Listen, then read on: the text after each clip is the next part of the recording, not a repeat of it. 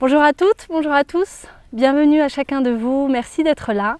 Je suis contente de vous retrouver, je suis en compagnie donc de Lydia, Claude et Emmanuel Bourguignon.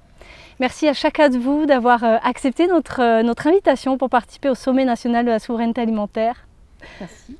Merci. Je suis ravie de vous avoir avec nous. Donc je voudrais d'abord qu'on parle de votre laboratoire. Qu'est-ce que le LAMS et quel rôle vous y jouez chacun de vous trois? Donc le laboratoire d'analyse microbiologique des sols, on l'a fondé ensemble avec Lydia en 1990, donc ça fait déjà un petit moment. Nous étions tous les deux à l'INRA avant et on ne s'est pas entendu avec l'Institut, les orientations de l'Institut, donc on les a quittés et on a fondé un laboratoire au service des agriculteurs. On fait donc de l'analyse physique, chimique et biologique des sols pour aider les agriculteurs à produire des aliments de qualité. Yes. Voilà. Puis moi j'apporte, j'ai intégré le laboratoire il y a environ 10 ans et puis j'essaye de développer d'autres aspects de conseils parce que il y a aussi les villes aujourd'hui qui sont demandeuses de conseils on va dire agronomiques et sur la gestion des sols. Donc voilà, j'apporte une petite complémentarité à l'entreprise. Je vais dire pas. Il a apporté aussi, parce que quand on est dans sa routine et que c'était compliqué, parce qu'au début c'était compliqué, donc c'est vrai que il est beaucoup plus jeune que nous, l'esprit jeune de nous bouger un petit peu, parce que quand on a une pression, il y a des moments où on est dans notre ronron un peu de dire, et Emmanuel là, nous a permis aussi d'aller de l'avant.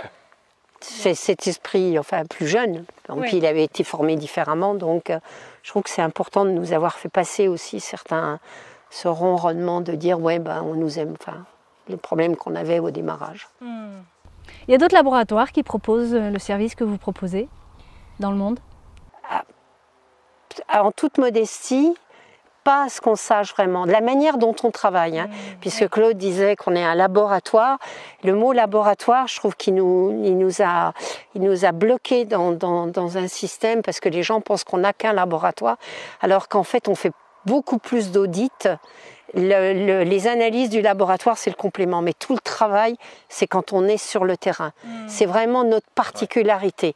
On va chez l'agriculteur, chez le vigneron, chez le maraîcher, chez l'éleveur, chez l'arboriculteur, et on va sentir son sol, le sentir, le visualiser son paysage, et on fera des profils à certains endroits, et après on prélève de la terre et on va faire des analyses dans notre laboratoire et on donnera un conseil. Mais pour nous, le plus important, c'est en fait ce qu'on perçoit chez l'agriculteur, enfin dans le monde agricole.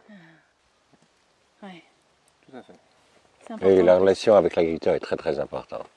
Parce que c'est lui qui nous dit ses problèmes, c'est lui qui connaît, il sait que c'est cet endroit-là qui ne marche pas bien, etc. Donc ça, pour nous, c'est très important de voir, recevoir de la terre par la poste, ça ne nous intéresse pas. Et dans le mot laboratoire, les gens pensent que c'est ça.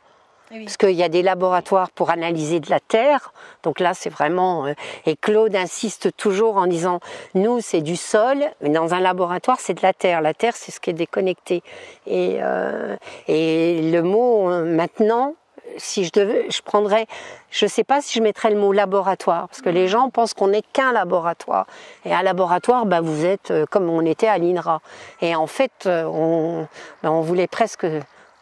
On est plus un audit, un conseil, des consultants. Oui, en plus vous parcourez la planète, donc voilà. Clairement vous n'êtes pas enfermé dans un labo, quoi. Voilà. Du tout. Du tout. Vous avez sorti un livre récemment, pouvez-vous en parler rapidement? Donc sorti, tu y vas. Voilà. Oui, on a sorti le 22 mars ce petit manifeste, donc à deux mains. Et en fait, il a une petite histoire. Au départ, ça nous a été demandé par le directeur d'Actes Sud. Il voulait que ça soit quand même un impact au moment. Il est sorti juste avant les élections, et il voulait qu'en fait, il ait, bien entendu, c'est pour les citoyens, c'est pour tout le monde, mais il voulait qu'en fait, on interpelle un peu les politiques pour manifester pour une agriculture durable. Voilà. Donc, il est sorti le 22 mars. Excellent. Merci pour votre travail. Alors nous, pour le sommet, nous avons mis en place une plateforme de financement participatif. Donc chacun de vous, vous pouvez participer pour nous aider à financer, à faire face à tous les frais de ce tournage, puisqu'après tout le contenu vous est proposé en accès libre et gratuit au mois d'octobre. Donc merci à tous pour votre participation, qui nous soutenez pour le faire. D'après vous, en quoi est-ce important de nous soutenir financièrement sur cette action ? Je pense que c'est important parce qu'hélas, on a besoin d'argent pour agir. Hein. En fait, c'est de l'essence, l'argent. Hein. C'est pour permettre d'avoir une action. Donc, si vous attendez des gouvernements qui vous financent, vous attendrez toute votre vie. Hein. Donc, il faut que ce soit le citoyen, puisque les États ont démissionné. Il faut que ce soit les citoyens qui agissent. C'est une bonne façon d'aider à l'action, c'est de vous aider financièrement. Oui, je pense que c'est important de vous aider financièrement parce que le problème de la souveraineté alimentaire, ça nous concerne tous et ça ne concerne pas que nous, ça concerne vos enfants, vos petits-enfants, les générations futures. Donc je pense que c'est vraiment très très important de soutenir ce travail. Complètement, pas grand-chose à ajouter. Hein. Je n'ai pas grand-chose à ajouter. Pardon. Non mais oui. C'est ça. Qu'est-ce qui vous a donné envie de participer, d'accepter notre invitation ? Moi, je dirais que c'est sur ces choses, sur ce type justement d'action et de démarche.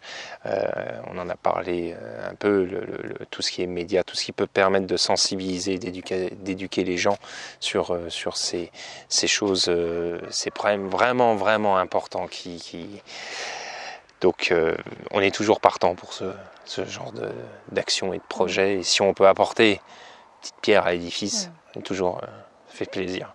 Un gros caillou à l'édifice. Voilà. Si c'est un gros caillou, tant mieux alors. Moi, je vais peut-être redire la même chose, mais chaque fois qu'on peut faire quelque chose pour les générations futures, effectivement, on a des enfants, on a des petits-enfants. Et quelque part, j'ai toujours ça en moi, c'est que si on ne fait pas quelque chose, si on n'aide pas, si on ne parle pas, en fait, qu'est-ce qu'on va laisser à nos petits-enfants, à nos arrière-petits-enfants? Et ça, c'est quelque chose qui me tient vraiment très à cœur. Essayer de donner une meilleure planète aux générations futures. Oh je milite depuis tellement longtemps, je ne vais pas m'arrêter maintenant. Hein.